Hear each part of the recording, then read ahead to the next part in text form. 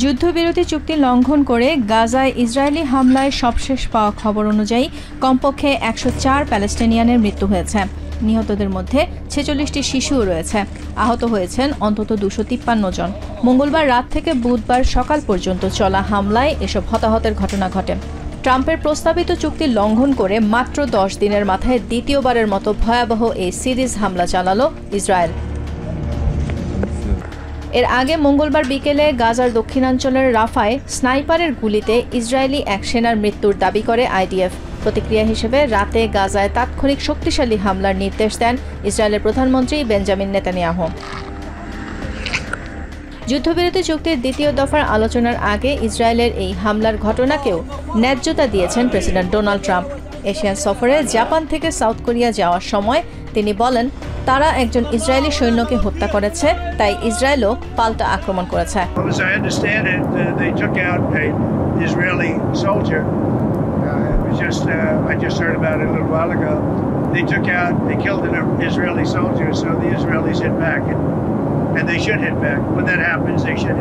যুদ্ধবিরতি চুক্তি লঙ্ঘন করে দফায় দফায় গাজায় ভয়াবহ হামলার কারণে শঙ্কিত গাজাবাসী।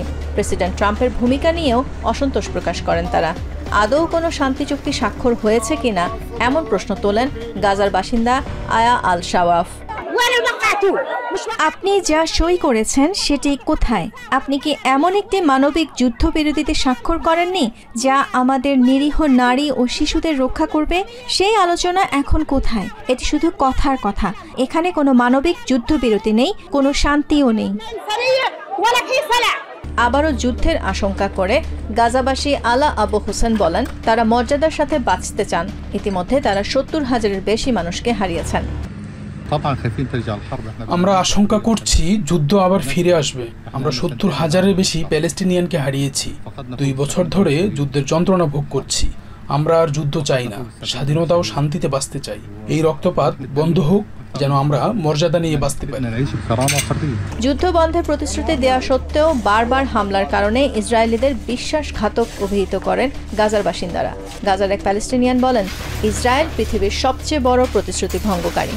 هدول أكبر قوم وجد على الأرض يخلف المواعيد والوعد والعهد. خون. Nahid Sihan, TVN 24 news desk. New York থেকে সম্প্রচারিত TVN 24 টেলিভিশন বিশ্বজুড়ে বাঙালির কণ্ঠস্বর।